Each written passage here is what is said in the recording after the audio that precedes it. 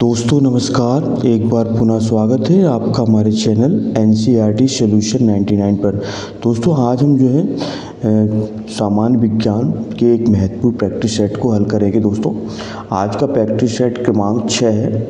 इससे पहले दोस्तों हमने 5 प्रैक्टिस सेट करा दिए हैं जिन्हें आप प्ले लिस्ट में जा कर के देख सकते हैं। दोस्तों वीडियो शुरू करने से पहले आपसे एक विनम्र आग्रह है कि अगर आपने हमारे चैनल को सब्सक्राइब नहीं किया है तो आप हमारे चैनल को सब्सक्राइब कर दें और इस प्रश्नोत्तरी को दोस्तों अपने दोस्तों में शेयर करें। आपका दोस्तों एक सब्सक्राइब हमें नया मोटिवेशन देता है और दोस्तों हम आपके लिए नए नए वीडियो बनाकर लाते रहते हैं।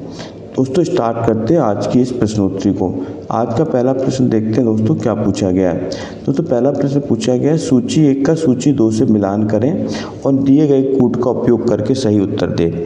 तो दोस्तों इसका सूची 1 का सूची 2 से मिलान करना है। दोस्तों एक साइड दिया है क्यूसेक, वाइट, रिएक्टर और बार। दूसरा दिया है दाब, भूकंप की तीव्रता, प्रवाह की दर और दोस्तों चौथा दिया है कंप्यूटर। दोस्तों बताना है किसका किसके संबंध में है। तो दोस्तों जैसा कि देखें क्यूसेक जो है इससे जो है प्रवाह की दर, पानी के प्रवाह की दर को नापा जाता है। दोस्तों ए का दोस्तों कौन सा है, तीसरा है, इसको आप याद है, पानी की मात्रा को क्यूसेक में मापा जाता है। बाइट जो है दोस्तों कंप्यूटर की शब्दावली है। ये रिएक्टर जो है इसको रिएक्टर स्केल पर दोस्तों भूकंप की तीव्रता को मापा जाता है। और बार दोस्तों जो है वो दाब की इकाई है, इसको आप अच्छे से याद रखें। दाब की अन्य इकाई दोस्तों पास्कल भी होती है और ATM भी होती है दोस्तों। तो दोस्तों ये था। तो दोस्तों पहले का तीसरा है और दोस्तों बी का दोस्तों चौथा है। तो पहले का तीसरा और बी का चौथा। तो दोस्तों ये जो है हमारा इसका जो राइट आंसर दोस्तों पहले का तीसरा, बी का चौथा और सी का दोस्तों जो है दूसरा। तो दोस्तों ये तीनों इसमें बी में इसका जो है राइट आंसर दोस्तों बी है। इसका जो है आप अच्छी तरह से याद रखें, पहले का तीसरा, बी का चौथा और सी का दूसरा। इसके बाद दोस्तों प्रश्न क्रमांक दूसरा, एक कार 72 किलोमीटर प्रति घंटा की चाल से चल रही है। ब्रेक लगाने के बाद उसे रोकने के लिए 4 सेकंड लगते हैं। यदि कार का द्रव्यमान 1000 किलोग्राम है तो ब्रेक द्वारा लगाए गए बल का मान निकालना है। एफ का मान निकालना दोस्तों, फोर्स निकालना है। एक कार 72 किलोमीटर प्रति घंटा की चाल से चल रही है। दोस्तों ये उसकी चाल है, प्रारंभिक वेग है, यू का मान है 72 किलोमीटर प्रति घंटा। तो दोस्तों हम इसको मीटर प्रति सेकंड में बदलेंगे तो इसमें 5/18 का गुणा करेंगे। इसके बाद दोस्तों ये टी समय दिया है दोस्तों 4 सेकंड का दिया है और इसका एम का मान है दोस्तों 1000 किलोग्राम। तो हमें एफ का मान निकालना। तो सबसे पहले दोस्तों हम 72 किलोमीटर प्रति घंटा को मीटर प्रति सेकंड बदलेंगे। तो इसके लिए दोस्तों हम 72 किलोमीटर प्रति घंटा जो दी है इसको दोस्तों 5/18 से गुणा करेंगे तो आएगा इसका 20 मीटर प्रति सेकंड। और दोस्तों इसका प्रारंभिक वेग दिया है तो आगे 20 मीटर प्रति सेकंड। तो दोस्तों इसके बाद हम गति का पहला समीकरण लगाएंगे, v बराबर u प्लस AT। तो दोस्तों इसका अंतिम वेग 0 है, ब्रेक लगने के बाद अंतिम वेग क्या होगा 0 और प्रारंभिक वेग दिया दोस्तों 20 और प्लस ए तुरंत निकालेंगे और टी का मान दिया दोस्तों 4। ये दोस्तों इसमें टी का मान दिया 4 सेकंड। तो इस तरह दोस्तों इसमें सॉल्व करके हम ए का मान निकाल सकते हैं। तो ए का मान आएगा -20/4। 4 से दोस्तों इसको डिवाइड करेंगे तो आएगा -5 मीटर प्रति सेकंड। दोस्तों ये त्वरण है या मंदन कहलाता है। इसके बाद दोस्तों हमें निकालना है इसका परिमाण निकालना, बल का परिमाण। तो बल का परिमाण के लिए दोस्तों सूत्र लगाएंगे F बराबर ma। तो m का मान दोस्तों 1000 दिया है और a का हमने मान निकाला था ऊपर -5। तो दोस्तों इन दोनों का मल्टी कर देंगे तो आएगा 5000। 5000 को दोस्तों लिख सकते हैं 5 × 10³ न्यूटन। तो दोस्तों ये था इसका आंसर 5 × 10³ न्यूटन। तो दोस्तों इसका जो राइट आंसर है वो है आपका 5 × 10³ न्यूटन, डी। तो दोस्तों ये न्यूमेरिकल से संबंधित क्वेश्चन है। ऐसे प्रश्न दोस्तों परीक्षाओं में अक्सर पूछे जाते हैं। आप इनको बार बार अभ्यास करें ताकि आप परीक्षा में अच्छा स्कोर प्राप्त कर सकते हैं। प्रश्न क्रमांक दोस्तों तीसरा पूछा गया, 1 जूल बराबर कितने के होता है। तो दोस्तों 1 जूल होता है 10⁻7 अर्ग के बराबर। इसको आप अच्छी तरह याद रखें, जूल किसके, 1 जूल बराबर होता है 10⁻7 अर्ग के। तो दोस्तों इसका राइट आंसर दोस्तों सी है। तो इसको आप याद रख लें। पानी का हिमांक बिंदु कितना होता है बताना। दोस्तों पानी का हिमांक बिंदु होता है 40 डिग्री फ़ारेनहाइट, 42 डिग्री फ़ारेनहाइट या दोस्तों 34 डिग्री फ़ारेनहाइट या 32 डिग्री फ़ारेनहाइट। तो दोस्तों चौथे का जो राइट आंसर है दोस्तों वो है डी, 32 डिग्री फ़ारेनहाइट होता है पानी का दोस्तों हिमांक बिंदु। दोस्तों हिमांक बिंदु वह तापमान होता है जिस पर कोई पानी जो है तरल अवस्था से ठोस अवस्था में बदलना शुरू हो जाता है, वो दोस्तों उसका हिमांक बिंदु कहलाता है। तरल से ठोस में बदलता है। या यूँ कहें कि पानी दोस्तों जमने लगता है। फ्लूइड प्रतीकों के रूप में लेंस फार्मूला क्या है दोस्तों? लेंस फार्मूला बताना है कौन सा है। 1/v माइनस 1/u बराबर 1/f, 1/u माइनस 1/v बराबर 1/f, 1/v प्लस 1/u बराबर 1/f और u प्लस v बराबर f। तो दोस्तों लेंस फार्मूला बताना है। तो दोस्तों इसमें लेंस फार्मूला है दोस्तों ए दोस्तों इसका राइट आंसर है। 1/v माइनस 1/u बराबर 1/f। u दोस्तों है वस्तु से दूरी, ऑब्जेक्ट की दूरी, v है दोस्तों प्रतिबिंब की दूरी और f दोस्तों है लेंस की फोकस दूरी। तो दोस्तों इसका ही राइट आंसर दोस्तों लेंस फार्मूला का है 1/v माइनस 1/u बराबर 1/f। यदि एक फ्यूज तार का मान 8 एम्पियर है तब इसका दोस्तों तात्पर्य बनाना है क्या होता है। यदि किसी फ्यूज तार का मान 8 एम्पियर हो तो उसका तात्पर्य बनाना है। तो दोस्तों क्या होगा, फ्यूज केवल तभी काम शुरू करेगा तब धारा 8 एम्पियर से अधिक होगी। फ्यूज में 8 एम्पियर से अधिक का चुंबकीय प्रेरण होगा। धारा 8 एम्पियर से अधिक होने पर फ्यूज क्या होगा, पिघल जाएगा। फ्यूज केवल तभी काम करेगा जब धारा 8 एम्पियर हो। तो दोस्तों जो इसका जो राइट आंसर होगा दोस्तों वो हो जाएगा हमारा धारा जब 8 एम्पियर से अधिक होने पर फ्यूज क्या होगा, पिघल जाएगा। तो दोस्तों इसका 8 एम्पियर का तात्पर्य होता है कि धारा का मान 8 एम्पियर से अधिक नहीं होना चाहिए। अगर 8 एम्पियर से अधिक होगा तो फ्यूज क्या होगा, पिघल जाएगा। इसके बाद दोस्तों प्रश्न क्रमांक 7वां देखते हैं। 7वें में क्या पूछा गया दोस्तों, अगर आपने हमारे चैनल को अभी तक सब्सक्राइब नहीं किया है तो आपसे विनम्र आग्रह है कि आप हमारे चैनल को सब्सक्राइब कर दें। तो दोस्तों आपने हमारे चैनल को सब्सक्राइब कर दिया होगा, हमें आशा है। इसके बाद दोस्तों प्रश्न क्रमांक 7वां देखें, दिए गए एक तापमान पर ध्वनि की गति निम्नलिखित में से किसमें सर्वाधिक होती है। दोस्तों बताना ध्वनि की चाल किसमें सबसे अधिकतम होती है, स्टील में, एल्युमिनियम में, निकल में या आयरन में। तो जैसा कि दोस्तों आपको पता है कि ठोसों में ध्वनि की चाल क्या होती है, सबसे ज़्यादा अधिक होती है और स्टील में दोस्तों ध्वनि की चाल सबसे ज़्यादा होती है। तो इसको आप याद रखना, स्टील में ध्वनि की चाल सबसे अधिक होती है दोस्तों। इसके बाद दोस्तों प्रश्न क्रमांक 8वां देखते हैं, प्रोटॉन में खाली जगह कितना धनात्मक आवेश होता है। दोस्तों बताना प्रोटॉन में कितना धनात्मक आवेश होता है। 1.6 × 10 की घात 18, 1.6 × 10 की घात -18, 1.6 × 10 की घात +19, 1.6 × 10 की घात -19। तो दोस्तों जैसा कि आपको पता है कि जो एक प्रोटॉन में जो धनात्मक आवेश होता है वो होता है 1.6 × 10 की घात -19 कूलाम। किसका राइट आंसर दोस्तों सी है। प्रोटॉन, इलेक्ट्रॉन, न्यूट्रॉन ये दोस्तों मूल कण कहलाते हैं, तो आपको याद रखना है। निम्नलिखित में से कौन सा एक कथन सही है बताना है दोस्तों। इसमें 3 कथन दिए हैं तो बताना है कौन कौन से कथन सही हैं। अम्ल स्वाद में खट्टे होते हैं और OH धनायन देते हैं। अम्ल स्वाद में खट्टे होते हैं और OH ऋणायन देते हैं। क्षार स्वाद में कड़वे होते हैं और OH ऋणायन देते हैं। तो बताना है कौन से कथन सही है। तो दोस्तों जैसा पता है कि अम्ल जो है स्वाद में खट्टे होते हैं, OH धनायन देते हैं, दोस्तों इसका पहला सही है। दूसरा क्षार स्वाद में कड़वे होते हैं और OH ऋणायन देते हैं। दोस्तों क्षार के अंतर्गत NaOH, KOH होता है और अम्ल के अंदर दोस्तों HCl और H2SO4 होता है। जितने भी अम्ल हैं दोस्तों H धनायन देते हैं और क्षार जितने भी होते हैं दोस्तों OH ऋणायन देते हैं। इसको आप अच्छी तरह से याद रखें। तो दोस्तों पहला और तीसरा दोनों सही है। तो दोस्तों इस हिसाब से इसका जो राइट आंसर होगा दोस्तों वो होगा ए, पहला और तीसरा। तो अम्ल H धनायन देते हैं दोस्तों और क्षार OH ऋणायन देते हैं। अम्ल दोस्तों स्वाद में खट्टे होते हैं और क्षार जो होते हैं स्वाद में कैसे होते हैं, कसैले होते हैं दोस्तों। यदि प्रश्न क्रमांक 10वां देखते हैं दोस्तों, सही विकल्प के साथ खाली स्थान भरें और इसका दोस्तों बताना है तत्वों के गुण उनके परमाणु द्रव्यमान के आवर्ती फलन होते हैं। अब तत्वों, ये कथन किसका है दोस्तों बताना है, किसने दिया था कि तत्वों के जो भौतिक रासायनिक गुण को परमाणु द्रव्यमान के आवर्ती फलन दिए थे। तो दोस्तों बताना ये नियम किसने दिया था। तो दोस्तों ये नियम दिया था मेंडलीव का नियम है। मेंडलीव का जो आवर्त नियम था, आवर्त सारणी से संबंधित वो नियम है दोस्तों। तत्वों के भौतिक और रासायनिक गुण उनके परमाणु भार के आवर्ती फलन होते हैं। इसका तात्पर्य दोस्तों ये तत्वों को उनको परमाणु भार के क्रम में रखा जाए तो दोस्तों जो पीछे जो तत्व होते हैं, जो एक समय बाद पीछे वाले तत्व जो है आगे वाले तत्वों का अनुसरण करते हैं। ये मेंडलीव का आवर्त नियम है। निम्नलिखित में कौन सी धातु मुक्त अवस्था में पाई जाती है। दोस्तों प्रश्न क्रमांक 11 में पूछा कौन सी धातु मुक्त अवस्था में पाई जाती है।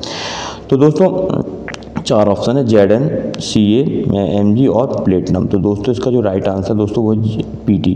दोस्तों Pt प्लेटिनम धातु है दोस्तों। ये धातु मुक्त अवस्था में पाई जाती है, इसको आप अच्छी तरह से याद रखें। इसके अतिरिक्त दोस्तों चांदी और दोस्तों सोना ये भी धातु मुक्त अवस्था में पाई जाती हैं। दोस्तों चांदी का जो संकेत होता है वो होता है दोस्तों Au और AU और चांदी का दोस्तों AG होता है और सोना का होता है दोस्तों AU। इसको आप अच्छी तरह से याद रखें। ये भी धातुएं दोस्तों प्रकृति में मुक्त अवस्था में पाई जाती हैं। विरंजक चूर्ण को जल से अभिक्रिया मिश्रित कराने पर कौन सी गैस निष्कासित होगी दोस्तों बताना। विरंजक चूर्ण की जल से क्रिया कराने पर कौन सी गैस निष्कासित होगी। Hydrogen, carbon dioxide, carbon monoxide या दोस्तों क्लोरीन। तो दोस्तों जैसा कि पता है विरंजक चूर्ण की जब जल से क्रिया कराते हैं दोस्तों तो आपको इसमें क्लोरीन गैस मिलती है। इसका दोस्तों समीकरण होता है विरंजक चूर्ण का होता है CaOCl2। इसको आप याद रखें। और इसकी क्रिया कराना जल से, दोस्तों जल से क्रिया कराएंगे तो दोस्तों इसमें क्या बुझा हुआ चूना बनता है CaOH का होल ट्वाइस। इसको आप याद रखें CaOH का होल ट्वाइस बनता है बुझा हुआ चूना और प्लस दोस्तों Cl2 गैस निकलती क्लोरीन गैस। तो इसमें दोस्तों इसका राइट आंसर होगा क्लोरीन गैस। तो दोस्तों जब विरंजक चूर्ण की क्रिया जल से कराते हैं तो दोस्तों कौन सी गैस निकलती क्लोरीन गैस। क्लोरीन का सूत्र होता है दोस्तों Cl2। इसको आप याद रखें अच्छी तरह से। इसके बाद दोस्तों आदर्श गैस समीकरण PV बराबर NRT में सार्वत्रिक नियतांक गैस नियतांक R का मान किस पर निर्भर करता है। गैस की प्रकृति पर, मापन की इकाई पर, गैस के ताप पर, गैस के दोस्तों दाब पर। दोस्तों बताना पृष्ठ क्रमांक 13 का आंसर। तो दोस्तों इसका जो राइट आंसर दोस्तों मापन की इकाइयों पर निर्भर करता है दोस्तों R का मान। R दोस्तों गैस स्थिरांक कहलाता है और इसका मान दोस्तों मापन की जो इकाइयों पर निर्भर करता है दोस्तों। मापन की इकाई दोस्तों जो इसमें दाब, आयतन और दोस्तों ताप है, इन इकाइयों पर दोस्तों ये इसका मान निर्भर करता है। इसके बाद दोस्तों पृष्ठ क्रमांक अगला पूछा गया दोस्तों 14वां प्रश्न देखते हैं क्या है। पृष्ठ क्रमांक 14 में दोस्तों पूछा गया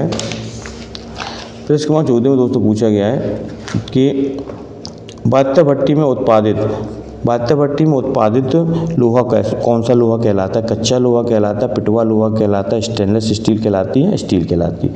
तो दोस्तों बात्य भट्टी में जो है जिसका तापमान 1400 डिग्री सेल्सियस होता है उसमें दोस्तों जो लोहा उत्पादित लोहा होता है वो दोस्तों कच्चा लोहा होता है। कौन सा लोहा हो दोस्तों तो कच्चा लोहा होता है। और इस लोहे में दोस्तों कार्बन की जो प्रतिशत मात्रा होती है इसको भी आप अच्छी तरह से याद रखें क्योंकि इसमें कार्बन की मात्रा होती है 3.5 से 4.5 इतनी दोस्तों प्रतिशत मात्रा होती है। 3.5 से 4.5% तक दोस्तों इसमें कार्बन की मात्रा होती है। दोस्तों कच्चा लोहा कहलाता है। कठोर जल में कपड़े अच्छी तरह से साफ नहीं होते दोस्तों।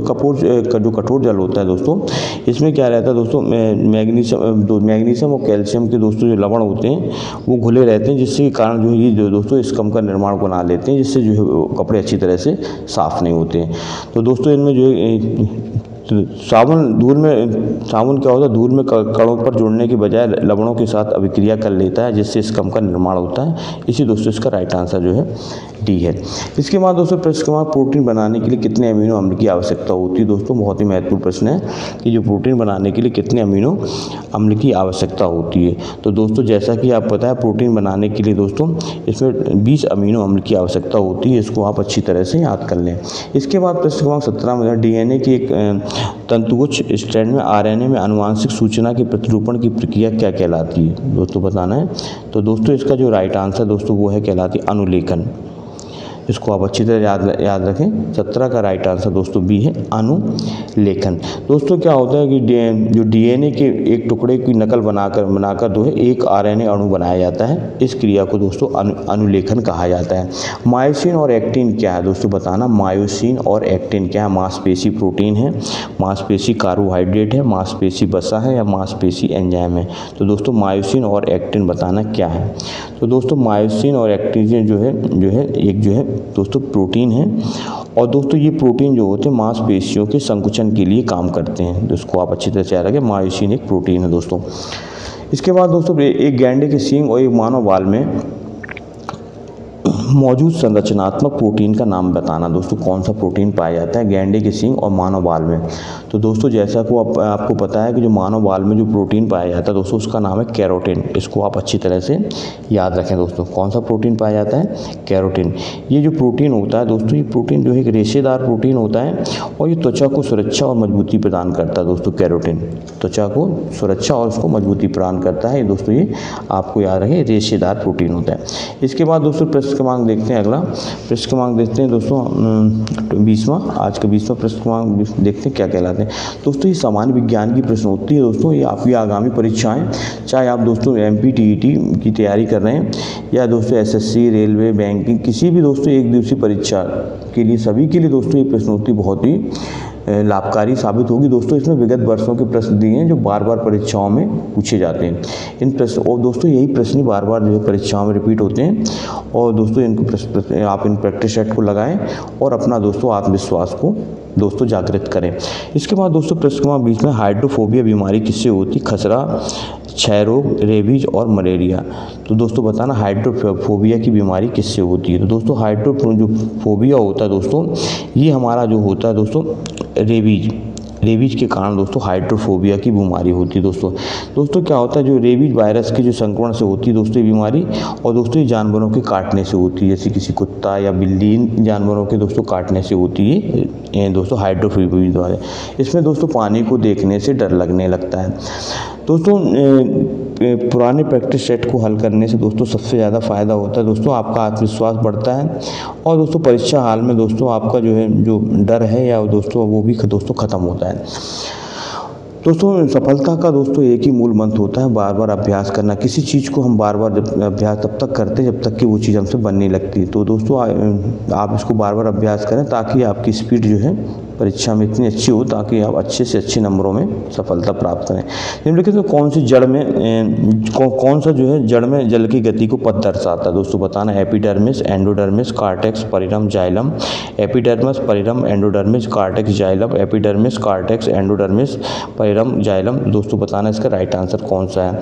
तो दोस्तों जो जड़ में जो जल की गति क्या है दोस्तों, वो सबसे पहले एपिडर्मिस के बाद दोस्तों ये कार्टेक्स में जाता है और इसके बाद दोस्तों एंडोडर्मिस में जाता है, इसके बाद परिरम और इसके बाद जाइलम। इस तरह दोस्तों ये जल की गति का क्रम है। 22वां दोस्तों ऊर्जा के वे स्रोत जो प्रकृति में बहुत लंबे समय तक जमा हुए हैं और जिनके खत्म हो जाने पर उन्हें जल्दी से बदला नहीं जाता। तो दोस्तों बताना वो कौन से स्रोत कहलाते हैं। ऊर्जा के एनर्जी के सोर्सेज बताना दोस्तों। ऊर्जा का नवीकरणीय स्रोत, ऊर्जा का गैर नवीकरणीय स्रोत, सौर ऊर्जा और ऊर्जा के अच्छे स्रोत। तो दोस्तों इसका जो राइट आंसर दोस्तों वो है जीवाश्म ईंधन। दोस्तों जो जीवाश्म ईंधन होते हैं दोस्तों वो ये जो है हजारों लाखों वर्ष पहले जो नीचे जो पेड़ पौधे जब दब गए हैं दोस्तों, उन्हीं के परिवर्तन से दोस्तों ये जो है जीवाश्म ईंधनों का निर्माण हुआ है। इसके बाद दोस्तों प्रश्न क्रमांक 23वां देखते हैं। पहला क्लोन पशु डॉली कौन था? तो दोस्तों पहला जो क्लोन पशु बनाया गया था वो बताना कौन था। तो दोस्तों पहला जो क्लोन पशु बनाया गया था दोस्तों वो था भेड़। इसको आप अच्छी तरह से याद रखना। पहला क्लोन पशु डॉली कौन सा पशु था दोस्तों? भेड़ था ये। इसको आप अच्छी तरह से याद रखें दोस्तों। ये 5 जुलाई 1996 को इसका क्लोन किया गया था, इसको याद रखें। 5 जुलाई 1996। निम्नलिखित तो कौन सा पद कंप्यूटर की दोस्तों बताना है संबंधित नहीं है। CPU इसका दोस्तों अर्थ होता है central processing unit, motherboard, hard disk और एरिथ्रोसाइट। तो दोस्तों इसका जो राइट आंसर दोस्तों वो डी है। एरिथ्रोसाइट जो है कंप्यूटर की शब्दावली नहीं है दोस्तों, इसको आप अच्छी तरह से याद रखें दोस्तों। इसके बाद दोस्तों